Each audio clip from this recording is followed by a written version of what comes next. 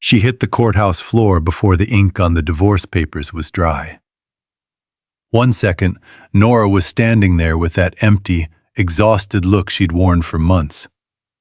The next, her knees buckled, her body slammed into the marble steps, and blood streaked from the corner of her mouth like her heart had finally given up trying to stay quiet. Ethan almost didn't move until their daughter screamed, "Mom!" If stories like this hit something deep in you, subscribe, like the video, and stay with me until the end. Because this is one of those stories that doesn't just hurt, it changes you.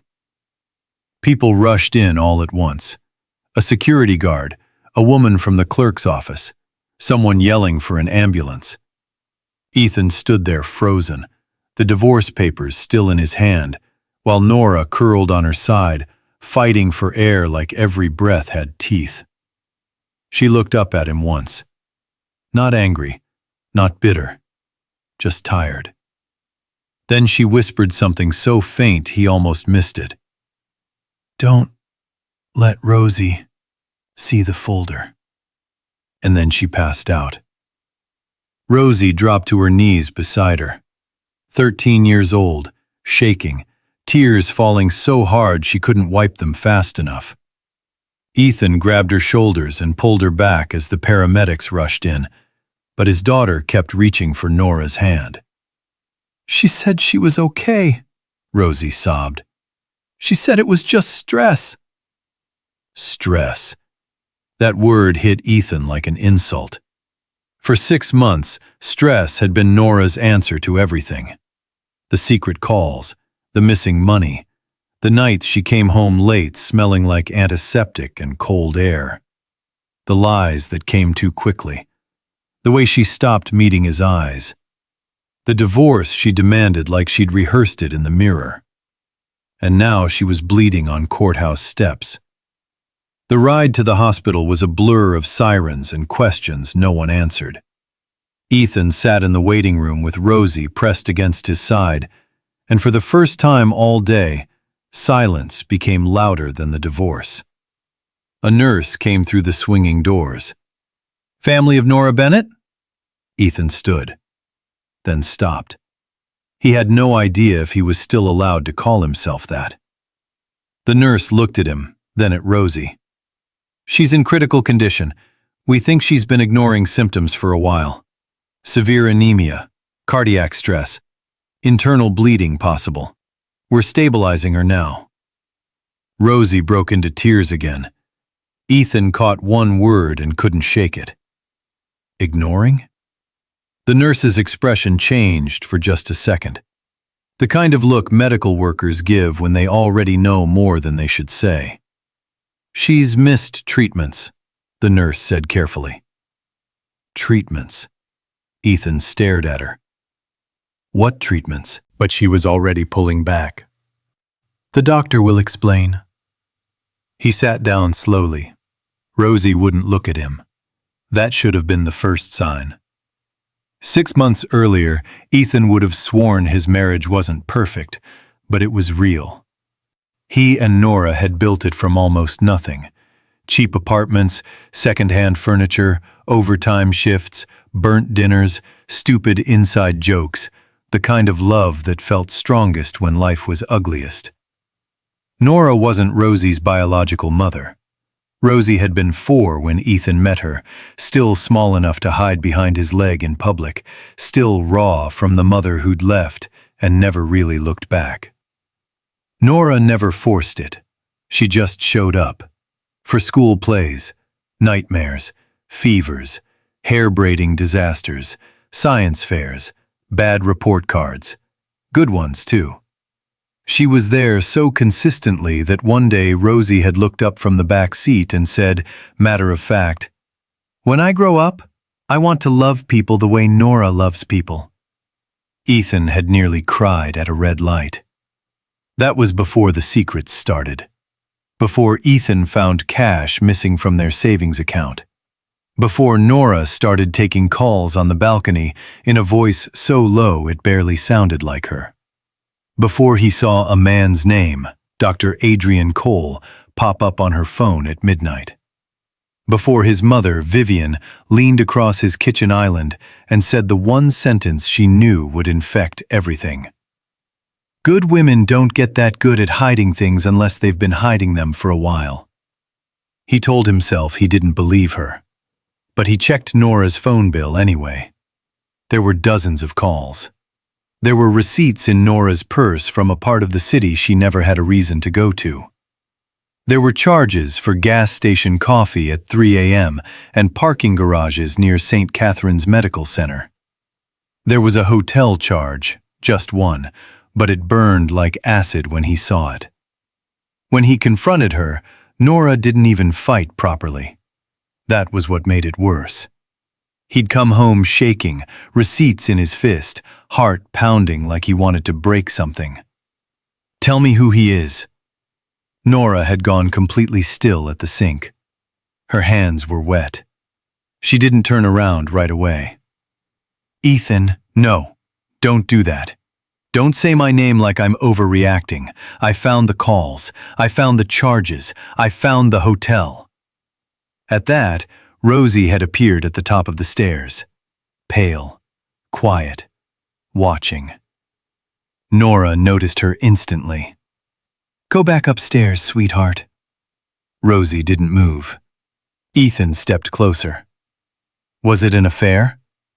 Nora finally turned. Her face had changed that night. Something in it had given out. Not guilt, not exactly. More like a person who had run too far, carrying something too heavy, and knew she couldn't keep both the truth and the people she loved. "If I say yes," she asked softly, "will you stop digging?" That silence after that was the loudest of Ethan's life. He'd stared at her. Rosie had gasped, and Nora had just stood there and let the worst version of herself settle over the room like dust. He never forgot the way she said the next part. Not cold, not cruel, just broken. "I want a divorce."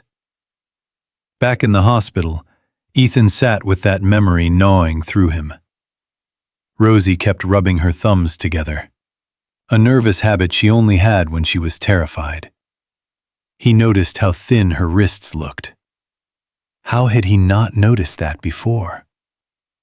A doctor finally came out, mask hanging loose at his neck.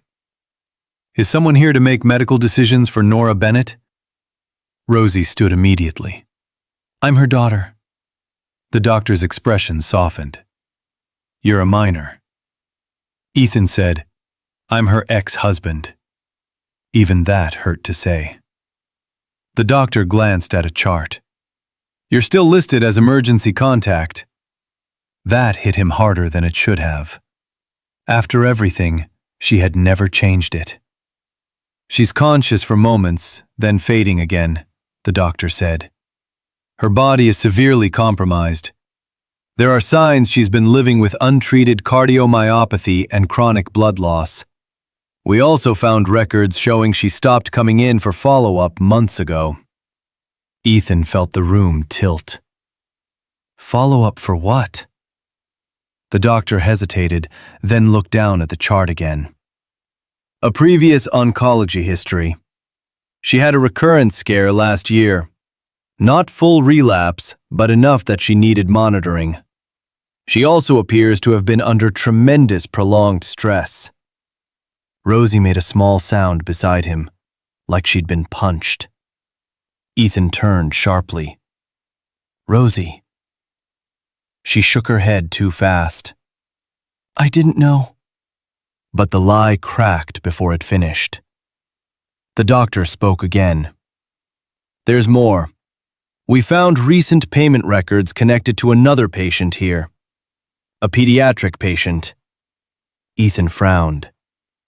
"What does that have to do with Nora?" The doctor looked between them, and then his eyes stopped on Rosie. Something cold crept into Ethan's spine. "Rosie," he said, voice low now, "look at me." She didn't. He crouched in front of her. "Look at me." When she finally did, she was already crying. And suddenly Ethan knew that whatever came next was going to ruin him. The doctor cleared his throat. "Your daughter has been receiving treatment here." Everything in Ethan's face emptied. "What?" Rosie started shaking so violently she could barely speak. "Dad, I was going to tell you." He couldn't even process the words. Treatment for what? No one answered fast enough, so he shouted it. For what? Rosie flinched so hard the nurse at reception looked up, and then his daughter whispered, "The cancer came back." The waiting room vanished. The air vanished. All Ethan could hear was a high, thin ringing in his ears, as if his whole body had become one long scream. "What did you just say?" Rosie cried harder. "It came back in January. They caught it early. Nora made me go to tests after I fainted at school, and then they said it was back. But not like before. Not as bad. And they said if we started fast, I could get better. But you were already freaking out about the shop and the debt, and Grandma kept saying if one more bill came in, we could lose the house, and I—" She choked on the words. "I didn't want you to hate me." Ethan sat back like he'd been struck in the chest. There it was. The thing that broke him wasn't just the secret. It was that his daughter had been sick, terrified, and somehow believed her father might hate her for costing too much to save. He stared at her, unable to breathe. Rosie's face crumpled. "I told Nora not to tell you yet, just until your loan got approved, just until one thing in our house stopped falling apart. She didn't want to lie to you. She fought me. She fought Grandma too. But I begged her. I begged her." The nurse looked down. The doctor looked away. And Ethan felt something inside him tear open so completely he knew it would never go back the same. "How long?" he whispered. Rosie covered her mouth. "How long did my daughter have cancer again?" he said, more quietly this time. "While I was living in the same house and didn't know." Rosie sobbed. 5 months. 5 months. 5 months of breakfast tables, school drop-offs, late-night work calls, missed glances, unopened doors, swallowed pain. 5 months. And Nora carried it alone. The doctor handed Ethan a folder then. Blue, wrinkled at the corners. The folder. Nora's folder. Inside were appointment schedules, lab reports, insurance denials, payment receipts, pharmacy records, parking stubs, notes in Nora's slanted handwriting. "Rosie, 2:15 blood work. Don't let her see me cry. Ask about nausea meds. Sell bracelet Friday. Call school, excuse absence. Make soup she'll actually eat. Sell bracelet Friday. Sell bracelet Friday." Ethan's vision blurred. There were more papers under that. A delinquency warning for their mortgage. A notice from the bank about his business loan being one missed payment away from collapse. Receipts showing Nora had covered Rosie's treatment deposits from an account Ethan thought she had emptied for herself. A final page, folded in half. His name on the front. He opened it with shaking hands. "If you're reading this, then something happened before I could figure out how to say any of it right. I didn't betray you, Ethan. I just ran out of ways to protect everyone at once." Rosie found out first. She was scared out of her mind, and worse, she was scared for you. That should tell us both something about what this house has felt like lately. You weren't cruel. You were drowning. But drowning people still pull others under. I wanted to tell you. Every day I wanted to tell you. But your mother kept saying the shop would die, the bank would take the house, and Rosie would blame herself for all of it. Then you found the receipts, and I saw it in your face. That terrible relief people get when pain finally has somewhere to go. You needed someone to be guilty. I let it be me. Maybe that was cowardly. Maybe it was love in the ugliest form it can take. I asked for the divorce because if the business collapsed, they couldn't drag me and Rosie down with it. I signed everything over because you built that place with your hands, and despite what you think, I have never wanted to destroy you. I just couldn't watch Rosie get sick and you lose everything at the same time. If I made you hate me, at least you could survive me. By the time Ethan finished reading, his hands were trembling so badly the paper shook like it was alive. He looked at Rosie. She looked so small. He moved toward her slowly, like he didn't deserve to touch her without permission. Then he dropped to his knees and pulled her into him. Rosie collapsed against his chest, both of them crying now with the raw, ugly sound people make when the truth comes too late to stay gentle. "I'm sorry," he said into her hair. "I'm so sorry. I am so sorry." She clutched his shirt. "Don't be mad at Nora." That nearly killed him. He held his daughter tighter. "Mad? Rosie, she saved us while I was standing there accusing her of ruining us." A voice cut through the moment. "Well, now you know." Vivian. Ethan turned so fast his knees nearly slipped on the tile. His mother stood near the coffee machine in a camel coat and pearl earrings, as polished and composed as if this were some inconvenient luncheon. Rosie stiffened immediately. Ethan stood. "You knew." Vivian didn't even deny it. "I knew enough." The temperature in the room changed. "You knew Rosie was sick." "I knew it might be another scare." "You knew Nora was paying for treatment." Vivian exhaled slowly, irritated now. "I knew Nora had decided to play martyr again, yes." Ethan actually laughed once, a short, broken sound that scared even him. "Martyr?" Vivian stepped closer. "Someone had to think clearly. Your shop was weeks from collapse. One more medical disaster and you would have lost the business, the house, everything. Nora made the practical choice."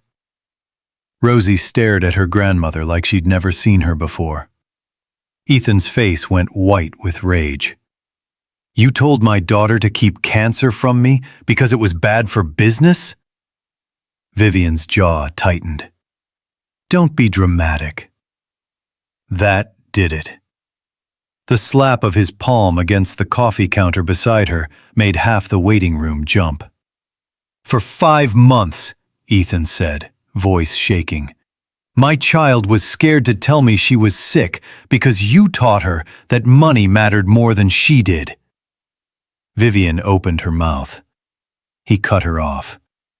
"And Nora, God, Nora was killing herself to hold this family together while I stood in my own kitchen and called her a liar." Vivian's expression hardened. "She let you think the worst because she wanted control. Don't rewrite her into a saint." "No," Ethan said, eyes burning now. "I'm finally seeing what kind of monster it took to make goodness look suspicious." Vivian went completely still. For the first time in his life, Ethan did not lower his voice for her. He did not choose peace. He did not swallow the thing that needed saying. "You don't get to come near Rosie again until she asks for you. And if Nora wakes up, you don't get to step into her room unless she says your name." "Ethan." "No. You wanted practical? Here it is. I'm done letting you decide what love costs. Vivian looked at Rosie, maybe expecting backup, maybe pity. Rosie turned her face away. That was the first time Ethan ever saw his mother look old. A nurse appeared at the doors. "Mr. Bennett?" He turned immediately. "She's crashing." The next minutes happened too fast. Consent forms, questions, risks, surgical language that sounded clinical until you realized every sentence meant she might die. The doctor explained that Nora's heart had been strained for too long. Her blood levels were dangerously low, and the neglected follow-up care had pushed her body into collapse. They could operate, but there were no guarantees. Ethan signed everything with a hand that barely obeyed him. Then he sat outside the operating room doors with Rosie tucked under his arm and the blue folder open on his lap like a confession. There was another envelope inside. This one said, "For Rosie. Later." Ethan stared at it for a long time before handing it to her. Rosie opened it carefully. Inside was a stack of birthday letters. One for 14, one for 15, one for 16. Rosie's breathing broke. "No," she whispered. "No, no, no." Ethan took the first letter, but Rosie shook her head and read it herself through tears. "If you're opening this, then I'm not there to annoy you about your hair, or remind you that dramatic sighing is still not a personality trait. I need you to hear one thing very clearly. None of this was ever your fault. Not the bills, not the fear, not my choices. Grown-ups fail children when we let them think they are expensive to love. You were never expensive. You were the best thing that ever happened to me." Rosie folded in on herself. That was the most heartbreaking sound Ethan had ever heard. His daughter crying not like a child, but like someone whose heart had just learned how much it had been carried. He put his forehead against hers. "She loves you so much," he whispered. Rosie cried. "Then why did she leave?" And Ethan answered with the only honest thing he had. "Because I made hate easier for her than asking me for help." That silence after was brutal, because it was true. He had been so busy being afraid of debt, failure, losing the shop his father built, looking weak, falling behind, that he stopped noticing the people in front of him were bleeding in quieter ways. Nora hadn't just hidden pain. He had stopped being the kind of man pain could safely come to. Hours passed. At some point, dawn started pressing gray light against the hospital windows. Ethan hadn't slept. Rosie had curled up in 2 chairs and drifted off in bursts, still clutching the letters. When the surgeon finally came out, Ethan stood so fast the chair tipped. "She made it through." His legs almost failed him.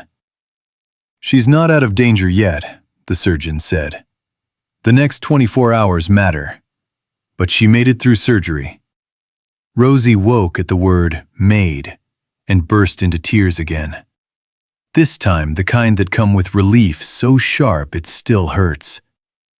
They were allowed to see Nora one at a time. Rosie went first. When she came out, her face was wrecked, but calmer. "She squeezed my hand," she whispered. Then Ethan went in. Nora looked impossibly small against all that white bedding and machinery. Her skin was pale. Her lips were cracked. There was a line in her arm, bruises on her hands, tape against her collarbone. This was the woman he had loved for 9 years. The woman he had accused. The woman who had carried his daughter through cancer while he drowned in suspicion. the woman who had signed divorce papers with a body already falling apart. He moved to the bed slowly. For a second, he couldn't speak. Then the words came out ruined. I believed the easiest lie. Nora's eyelids fluttered. She was awake enough to hear him, not strong enough to answer right away. He swallowed hard. I kept telling myself you stopped loving me because that was easier than asking whether I had stopped seeing you. A tear slipped from the corner of Nora's eye into her hair. Ethan broke at the sight of it. I am so sorry, he whispered.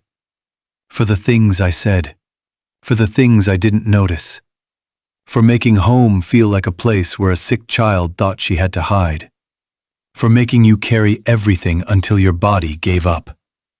Nora finals turned her head a fraction. When she spoke, her voice was barely sound at all. I was scared too. That hit him almost harder than the rest. Because of course she was. Of course, the woman he'd painted as cold and unreachable had just been terrified and exhausted and trying not to choose which person she saved first. He took her hand with unbearable care. You don't have to protect me from the truth ever again, he said. Even if it destroys me. Especially then. Nora closed her eyes. A few seconds passed. Then, without opening them, she whispered, Did Rosie hear me fall? Ethan almost laughed and cried at the same time. Your heart is stitched together with staples right now, and that's your first question? Nora's mouth moved like it wanted to smile, but didn't quite have the strength. She heard, Ethan said softly. And she's here. She knows everything. Nora's eyes opened then, barely, but enough for fear to show. Everything? He nodded. The treatment, the letters, the divorce, my mother. Nora stared at him, reading his face like she was afraid there'd still be anger left. There wasn't. Only grief. Only love. Only the unbearable knowledge of what silence had cost them. She thinks I left her, Nora whispered. No, Ethan said, squeezing her hand. She knows you stayed. Longer than anyone should have had to. Nora looked at the ceiling for a long moment. Then she asked the question Ethan probably deserved most. Why are you here? He could have lied. Said because he loved her.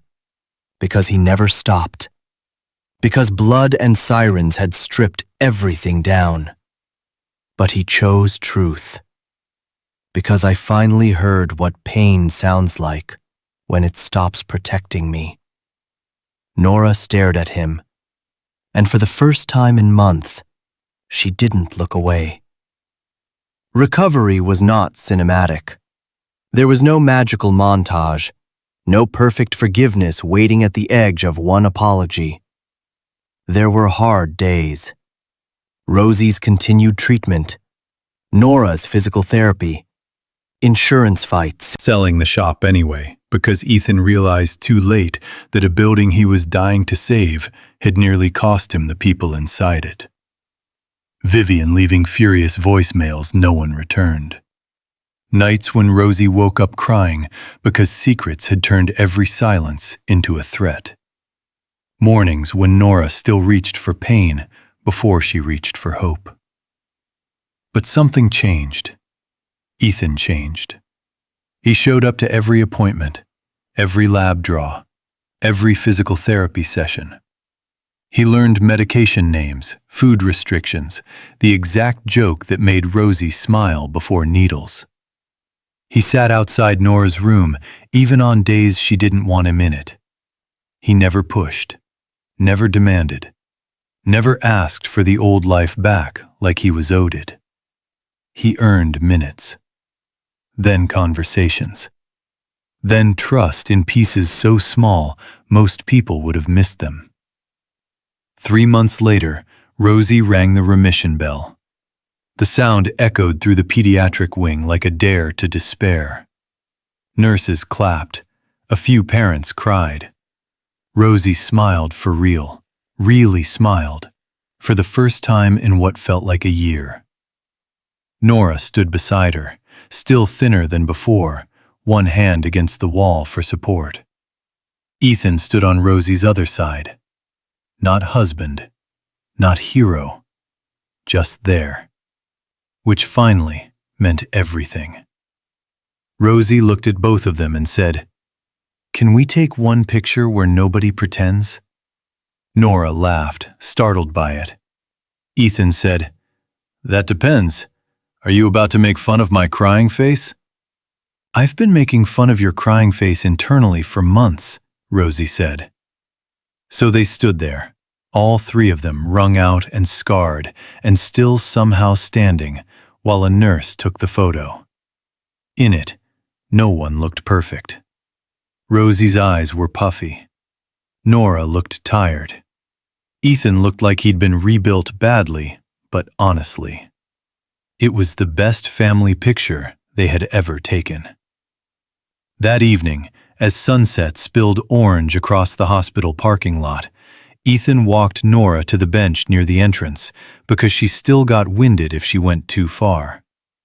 They sat in silence for a minute. Then Ethan pulled something from his pocket. Not a ring, not the divorce papers. A key. Nora frowned. "What's that?" He set it on the bench between them. "The shop sold this morning," he said. She looked at him, stunned. "Ethan, I thought saving it meant I was saving my father, saving my pride, saving proof that I could hold things together." He looked ahead at the fading light.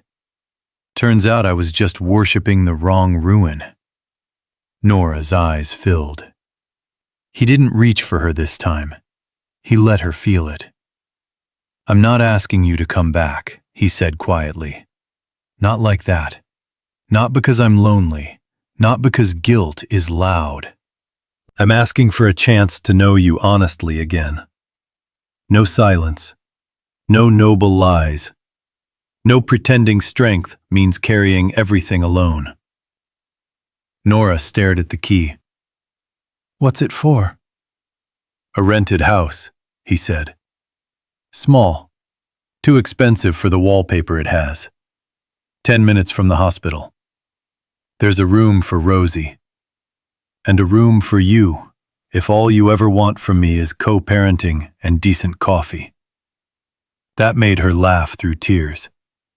"And if I want more?" she asked, almost like she didn't mean to. Ethan finally looked at her then.